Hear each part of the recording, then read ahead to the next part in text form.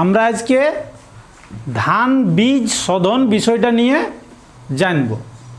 ধান বীজকে কিভাবে শোধন করব। এই যে এখানে ধান আছে, এই ধানটা আছে বাড়িতে গত বছর যে ধান চাষ হয়েছিল সেই ধানটা।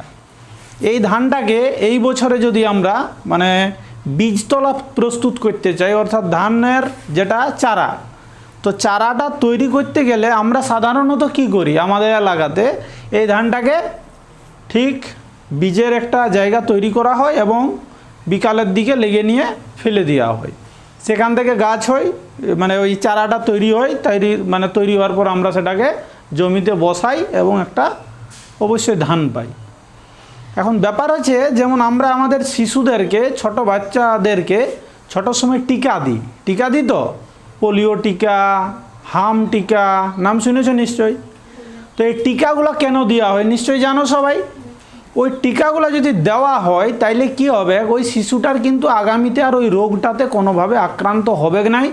যদিও সেই জীবাণু বা ভাইরাস তাকে আক্রান্ত করে কোনো ক্ষতি করতে পারবে নাই। তাইলে তোমরাই বলো, এই ধানের মধ্যে সারা বছরে অনেক কিছু মানে জীবাণু বা ভাইরাস এর মধ্যে লাগিয়ে আছে। এইটা কবে থেকে ধানটা বাইরে আছে বুঝতে পারছো তো? গত বছর যখন সেই ধান শুরু হয়েছিল বইতে, তাই তো? তারপর আমরা আইনে নিয়ে এটাকে মানে ঝাড়ে নিয়ে এখানে রেখেছি।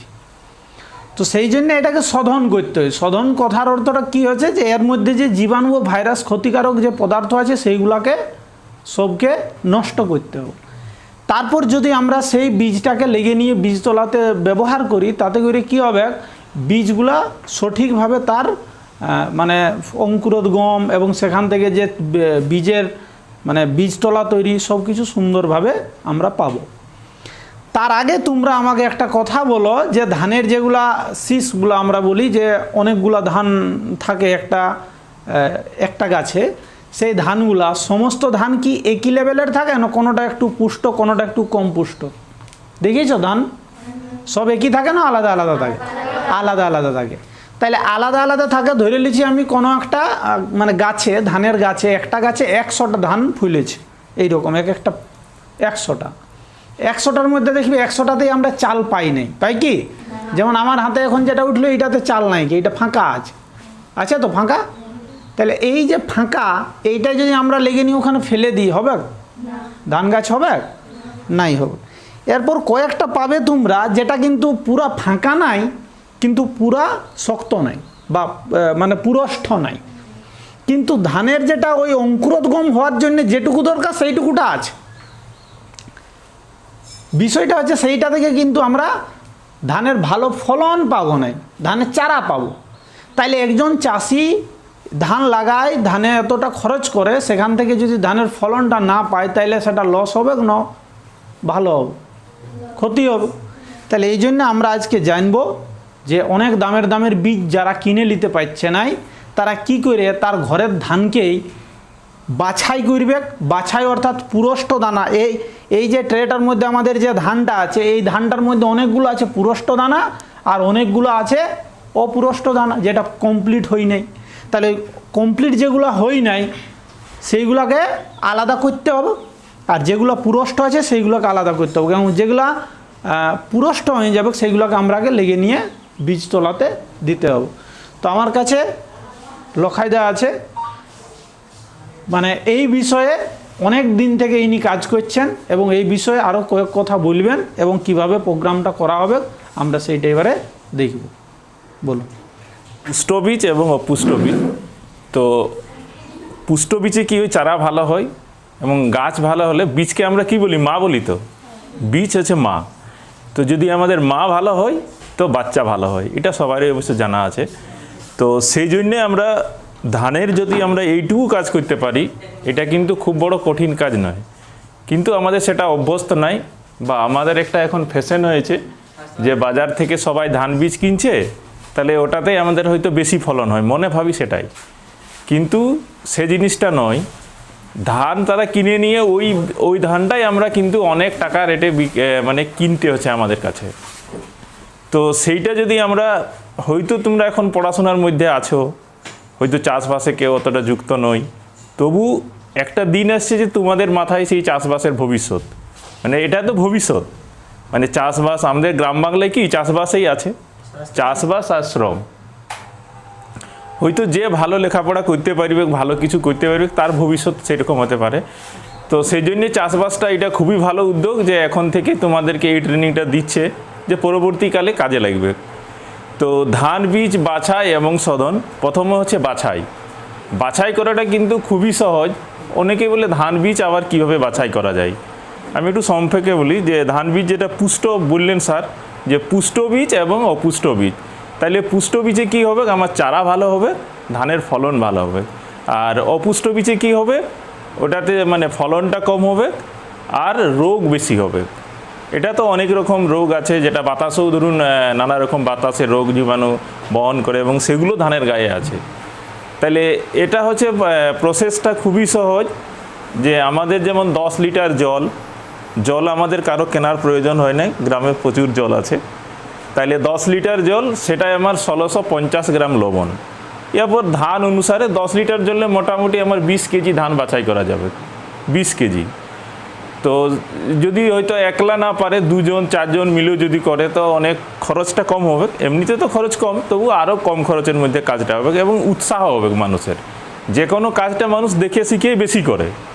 হয়তো সবারই দেখবেন কাজটা করার পরে না এটা তো সহজ করা যাবে, কিন্তু না জানা থাকলে সেটা করা মনে হয় যে অনেক কঠিন। তো কাজটা কি শুরু করব?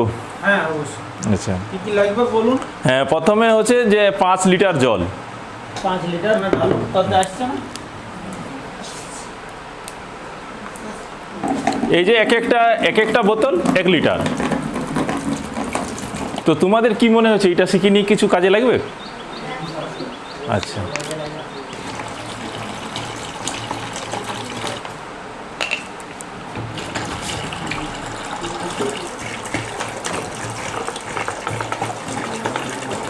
যদি আমরা পরীক্ষামূলকভাবে ধরুন ঘরে যে বীজ আছে, একটা বীজ বাছাই করে আলাদা জমিতে লাগাবেন এবং তার ফলনটা ভেরিফাই করবেন। এমনি তো সবার একটা আন্দাজ আছে এই ক্ষেত্রে আমার এত ধান হয়, সেইটা বাছাই এবং শোধন করার পরে এটা চারাটাও খুব ভালো হবে, মনে হয় কেনা বীজের মতোই।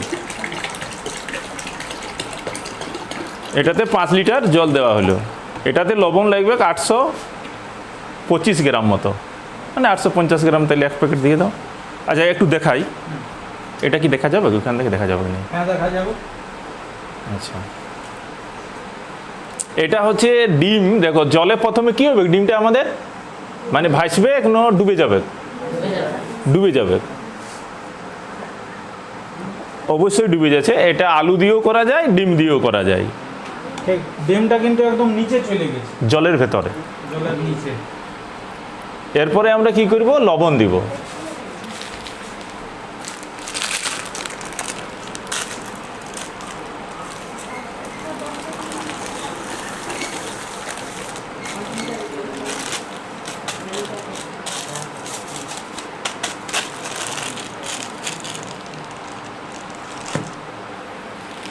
জল আছে আমাদের মানে 5 লিটার, তাহলে এটাতে লবণ লাগছে আমার 825 গ্রাম বা 850 দিলেও কোনো অসুবিধা নেই। মানে হিসাব বলছে 825, কিন্তু আমাদের তো ওজন করার জায়গা নেই, তাহলে এটা আন্দাজেই দিতে হবে।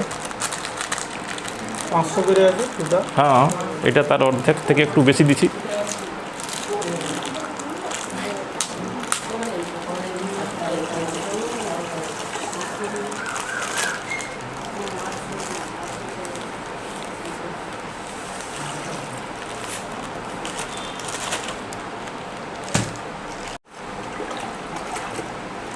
কি করা আছে তাইলে এটা? ওই লবণটাকে জলে গুলে দেওয়া হচ্ছে। জলটাতে মিশানো। হ্যাঁ,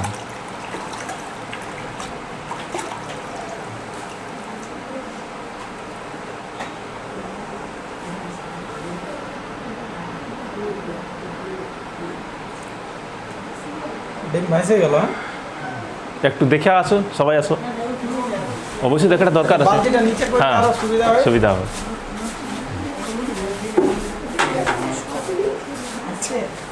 চলো ছেলেরা দেখে দাও পিছনে। হ্যাঁ, ওদেরকে সাইড দাও, আচ্ছা না চলো তোমরা এবার ওদেরকে দেখতে দাও। মানে প্রথমে ডিমটা জলে ডুবেছিল এবং লবণ দেওয়ার ফলে কী হলো, জলের ঘনত্বটা বেশি করা হলো। তার ফলে ডিমটা এখন ভাসছে। এটা ডিম বা আলু দুটো প্রসেসে করা যায়। যদি ডিম না থাকে কারো বাড়িতে তাহলে আলু দিয়েও করা যেতে পারে। ঠিক আছে, দেখা গেছে সবাই বসো, আর আরো কি কি কাজ হচ্ছে দেখা যাক। এটা দেখবে 50 পয়সার মতো উঠে যায়, তাইলে জানা যাবে যে আমাদের ঠিক মানে লবণের সাথে জলের ইয়াটার মিশ্রণটা ঠিক আছে। আর যদি ডিমটা এখনো ডুবতো তাহলে কি করতে হতো? আবার লবণ দেওয়া হতো, আরো কিছু নুন মিশাতে তাইলে হয়তো। আর যদি দেখা যায় যে পুরাটা উপরে চলে যাচ্ছে তাহলে কি করবে? জল মিশাতে। কি মিশাবো? জল মিশাবো। দ্রবণ চ্যাপ্টারে পড়েছো 9 ক্লাসে, তাই তো? ঠিক, ভেরি গুড। আচ্ছা, আর এই দাদা একটা কথা বললো যে তোমরা তোমাদের ঘরের লোক চাষবাস করে, ঠিক আছে, তাহলে এই জন্য তোমাদের এটা শেখা দরকার আছে। আমি আরেকটা যোগ করি, তোমরা যদি এগ্রিকালচার অফিসার হও বড় হয়, তখন তো সব দায়িত্বটা তোমাদের ঘাড়ে যাবে। চাষবাস ধরো সব চাষি তোমাদেরকে বলছে আমরা আর এই বছরটা চাষ করবোই নেই, তার কারণ হচ্ছে চাষে কোনো প্রফিট নাই। তাহলে কি করা হবে? ওই মোবাইলটা ডাউনলোড করে খাও, খাবারের কোনো বিকল্প নাই, চাষকে বাঁচায় রাখতে হবে। ঠিক আছে, চলুন তারপর এরপরে আমরা ধান বীজটা জলের মধ্যে মানে কি দেওয়া হবে আর কি। কিছু জায়গা আছে না এমনি ঢালা যাবে। মুখটা আছে, কই মগ উঠান। নিয়ে আসো, নিয়ে আসো, তুমি আসো একটু অল্প।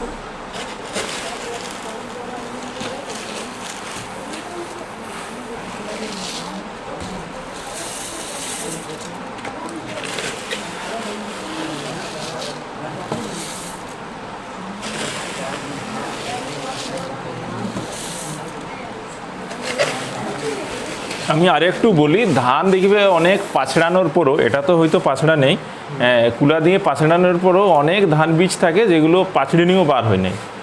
সেইটা যদি এই লবণ জলে দাও তাহলে সমস্ত অপুষ্ট বীজটা তোমার বার হয়ে যাবে, ওটা কিন্তু চারা হবে।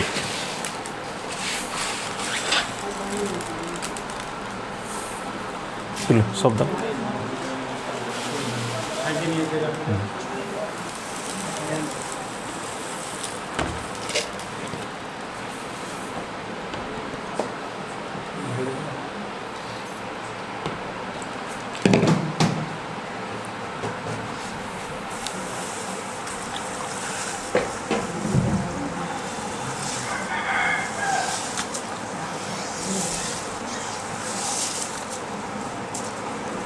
এরপরে যেটা আমাদের ভালো বীজ সেটা মানে নিচে পড়ে আছে, আর যেটা আমাদের অপুষ্ট দেখো সেটা সমস্ত জলের উপরে ভাসছে, সেই ডিমের মতো। ডিমের মতো এটা কোনটা? এটা দেবো। ডিমের ঘনত্বের থেকে বেশি ভারী ধানগুলা নিচে গেছে, আর তার থেকে হ্যাঁ এইটাই না, এইটা তুমি বলুন এইটা, আর ভালো পুষ্ট দানাটা এইটাতে রাখো।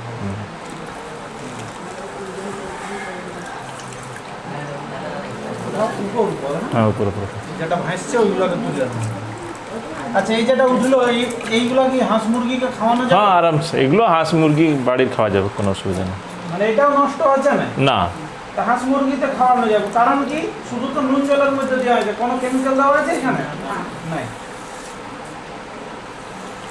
আচ্ছা, এটা যদি এরকম ঘরে ছাঁকনি তো সবারই থাকে, চায়ের ছাঁকনি বা যে কোনো, সেটাও একটা দরকার এই ছাঁকার জন্য। তাহলে তাড়াতাড়ি হয়, এমনি হাতে ছাঁকতে গেলে অনেকগুলা মিসিং হচ্ছে, লুকাই থাকছে। আর ছাঁকনি হইলো অপুষ্ট বীজগুলো, এরপর যে পুষ্ট বীজগুলো নিচে পড়ে আছে সেইগুলোকে সুন্দর করে হাতে করে তুলে রাখা হবে। এবারে দেখুন ধানটা দেখতে কি সুন্দর লাগছে। এটা দেখুন যখন একসঙ্গে ছিল তখন একটু অন্যরকম লাগছিল বীজটা, এখন কেনা বীজের থেকেও ভালো। আবার যখন ধুয়ে নিয়ে শুকানো হবে, দাও এটা দাও।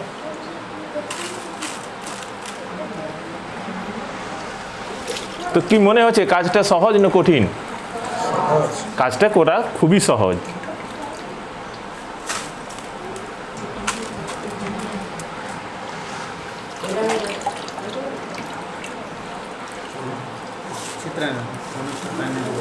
না ধুতে হবে আবার ভালো দেখবে।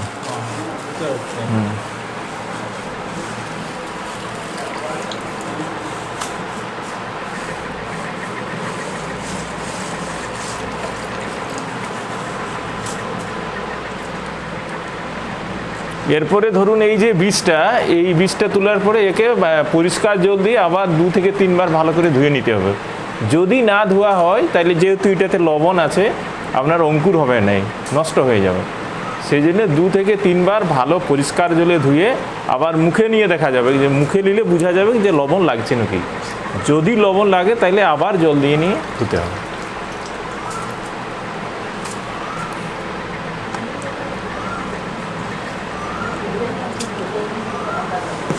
এই যে এই ধান বীজটা যেটা, আর আমাদের এই ধান বীজটা দুটা, এই যে 2 রকমের ধান বীজ, এই দুটা ধান বীজের মধ্যে তো পার্থক্য আছে, এটা আমরা মানছি। এই বীজটার ঘনত্ব কেমন আছে ওই ডিমটার থেকে বেশি, তবে না এটা মানে এইটা কি হয়েছিল, ডুবেছিল। আর এইগুলোর মধ্যে যেগুলো আছে এইগুলা কিন্তু সবাই ডিমের ঘনত্বের থেকে কম ঘনত্বের। এইবারে তোমরা বলো, যখন আমরা ধান বীজ ফেলি তখন আমাদেরকে ওর জন্য একটা জায়গা তৈরি করতে হয়। তাহলে তোমরা বলো, এইটা যেটা, এ তো ভালো গাছ হবে না, ভালো ফল হবে না, এটা আমরা জানি। তাহলে একে যদি আমরা মানে এখান থেকে ছাঁটাই করতে পারি তো কী কী সুবিধা পাচ্ছি, এইটা দেখো। তাহলে এই টোটাল ধানটার জন্য যত বড় জায়গাটা করার দরকার ছিল, এইটার জন্য জায়গাটা আমাদের আর নষ্ট হবে, এইটাই জায়গা নষ্ট করতে নাই করতো।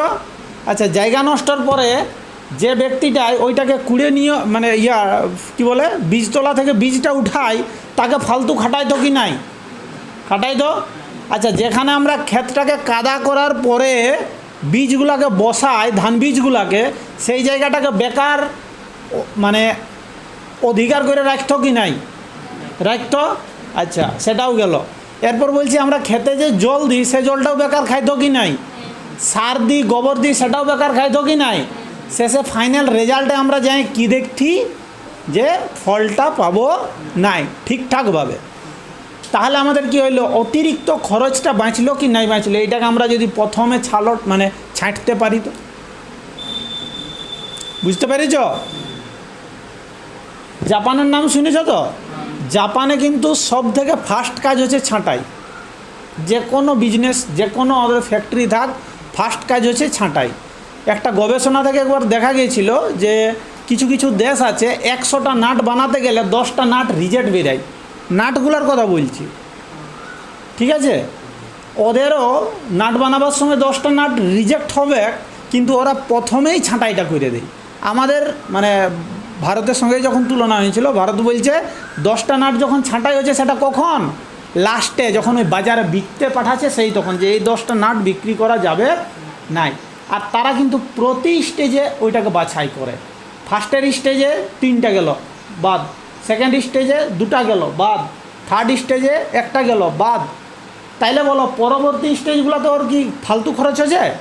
তো আমাদের ওই জায়গাটা আমরা এখানে কাজে লাগাচ্ছি, যেটা ফালতু, যেটা দিয়ে আমাদের ধান হবে নাই, সেটাকে আমরা আগেই সাইড করলাম। এটা দিয়ে যে কাজ লাগানো সেই কাজে লাগবে, আর এইটা দিয়ে আমাদের যেটা কাজে লাগানো সেই কাজে। এইটাকে আবার ধুতে হবে নাকি? তার কারণ এইটাতে কী আছে, নুন আছে। তাহলে এই নুনটা না হাঁটাতে গেলে, আচ্ছা এই নুনটা আমরা দিলাম, এইটাতে আর কি কি কাজে লাগছে? প্রথমত ওই ফাঙ্গাস যেটা থাকছে এর মধ্যে, এই ফাঙ্গাসটাকে নষ্ট করলো। মানে ধান থেকে যে আঁকুর বার হবে, সেই আঁকুরটার আর কোনো ক্ষতি হবে না। তাহলে এইটাকে ধুয়ে করতে বললেন, উপরটা দিলেও হয়।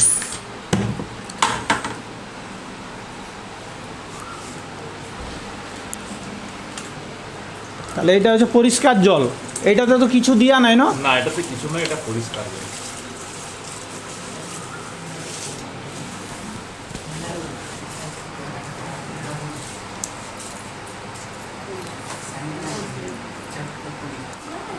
ঘাঁটো।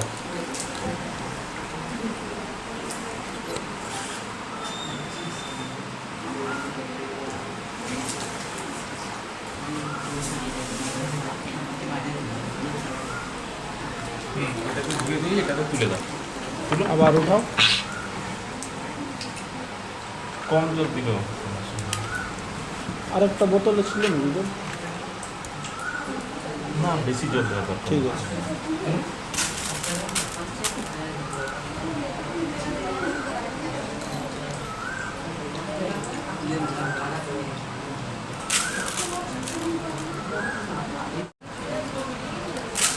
মোটামুটি তাহলে কবার ধুতে হয় এইভাবে? 3বার। 3বার ধুতে গেলে এর নুনটা জলটার সাথে থেকে যায়, আর মানে ধানটা আলাদা হয়ে যাবে। তার সহজ উপায় যদি না বুঝতে পারো তাহলে মুখে নিয়ে দেখবে একটা ধান, লবণ লাগলে বোঝা যাবে যে লবণ নুন নুন যদি লাগে তো মনে হবে কেন নুন আছে, আবার ধুতে হবে। হ্যাঁ, মানে ওটা পরীক্ষা করার উপায়। না, কেনা বীজগুলো করার দরকার নেই। কেনা বীজগুলাতে ওরা কিছু কিছু আরো কেমিক্যাল করে মিক্স করে। হ্যাঁ, যেটা ঘরের এইটাতে আমরাও মিক্স করতে পারি। যেমন আছে বেবি স্টিক পাউডার বলে একটা, বেবি স্টিক পাউডার এটার সাথে মিক্সিং করে নিয়ে যদি আমরা সারা রাত একটা সুতির বস্তার উপরে মেলে দিয়ে রাখি, সকালে তুমি দেখা পাবে প্রত্যেকটা ধান থেকে অঙ্কুরোদ্গম হয়ে গেছে। বুঝতে পেরেছ? মানে এই জন্য বেবি স্টিক পাউডারটা দেওয়া। আছে লবণ আছে। একবারে ধান হবে।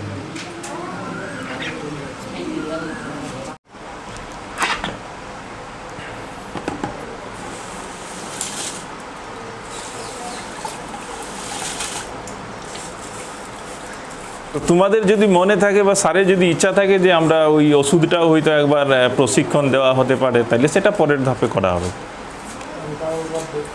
হ্যাঁ, সময় করে, মানে ধোয়ার মতো করো না, এমনি করে করো। ধানটা কি সুন্দর দেখা যায়। হ্যাঁ, মানে আগের ধান আর এই ধানের মধ্যে আর মিলছে না। না মিলবে না। হ্যাঁ, একদম পুরষ্ট।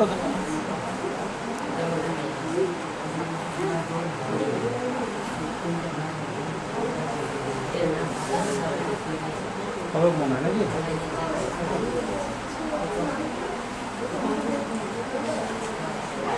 তুলো, এবার তুলে দাও, ধানটাকে তুলো।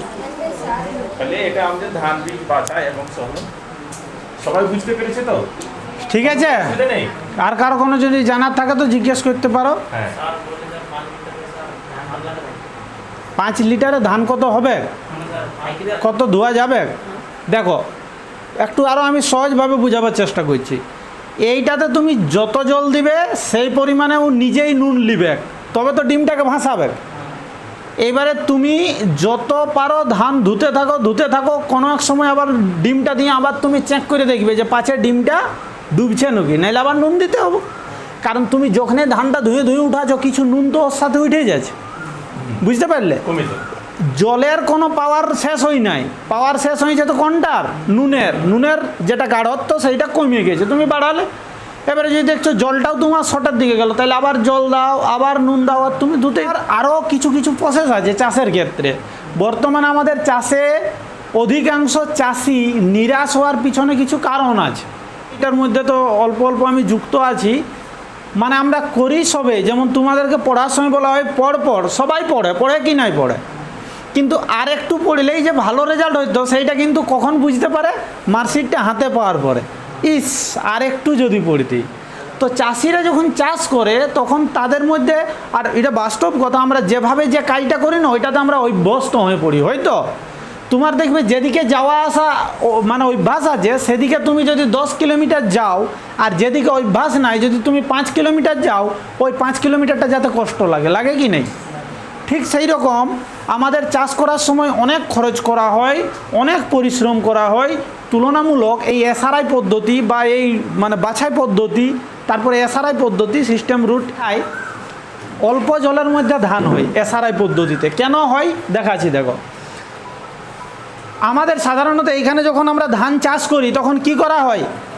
10 থেকে 20টা ধানের চারাকে এক পাশে বসাই দেওয়া হয় কি নাই বলো? বসানো হয় তো।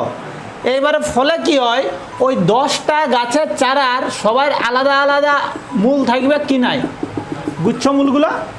তাহলে যা এইখানে তুমি সার দিচ্ছ বা জল পাচ্ছে গাছগুলোতে, সেইটা কি হবে? কেউ বেশি পাবে, কেউ কম পাবে। যে আগাই গেল সে বেশি টাইনে নিবে, যে পিছাই গেল সে কম পাবে, ঘন নাই। ক্লিয়ার হয়েছে? এবারে যখন এসআরআই পদ্ধতি, বা তোমরা দেখবে বাজারে আমাদের একটা বীজ এসেছে একটা একটা লাগাতে বলে, নিশ্চয়ই দেখেছো সবাই যে একটা একটা করে চারা বসাতে হয়। এইটাতেও সেই পদ্ধতিতে আমরা লাগাতে পারি। 5 ইঞ্চি ফারাক মোটামুটি লাগানো যেতে পারে, এবং লাইনে লাগানো যেতে পারে, লাগানোর সুবিধা আছে। তো 10 ইঞ্চি ফারাক যদি একটা গাছ বসানো হয়, একটা এই একটা ধান থেকে যে অঙ্কুরটা বার হয়েছে সেইটাকে লাগাইছি এইখানে, আর একটাকে এইখানে, একটাকে এইখানে। এরপরে কি হয়, এইখান থেকে বলো এর গুচ্ছমূলের এইরকম একটা বার হইলো, এইখান থেকে প্রচুর পরিমাণে ফড় বার হয়। কি বার হয়? পাঁচকাঠি বলা হয় তো। কিভাবে বেরায়? যখন এটা বেরাবে, বেরার পরে হালকা করে একটা মেশিন আছে, উইডার মেশিন বলে, ওই মেশিনটা চালাই দিতে গেলে তোমাকে আর ঘাস নিকাতে হবে কি নাই, মেশিনটাতে কি করবে, ওই ঘাসটাকে কাটে দিবে আর মানে মাঝের মাটিটাকে হালকা সাইডে ফেলে দিবে। সাইডে ফেলে দেওয়ার ফলে এই গাছটা হালকা মাটি চাপা পড়বে কি নাই বলো? পড়বে তো। তাহলে তোমাকে ঘাস নিকাতেও লোক লাগাতে হচ্ছে নাই, খুব কম লোক লাগাতে হবে। যেখানে মেশিনটা পৌঁছিছে নাই সেই ঘাসটা হাঁটাবার জন্য হাতে একটু একটু নিতে হয়। তাহলে এইখানে যখনই মাটি পাবে তখন এইখান থেকে পাশ কাঠিগুলো বেরাতে শুরু হবে, প্রচুর পাশ কাঠি বের হবে। মোটামুটি আমার জানা 82টা পর্যন্ত পাশ কাঠি পাওয়া গেছে গন্তি করে। একটা ধানের বীজ থেকে যে গাছ ছিল সেইখানে কটা বেরিয়েছে? 82টা। তাইলে ধানের যে আমরা বাইল বলি যেটা, সেটা কটা হবে কয়টা থেকে? 82টা। এবং কম জলে হয়। কেন কম জলে হয় তোমরাই বলো?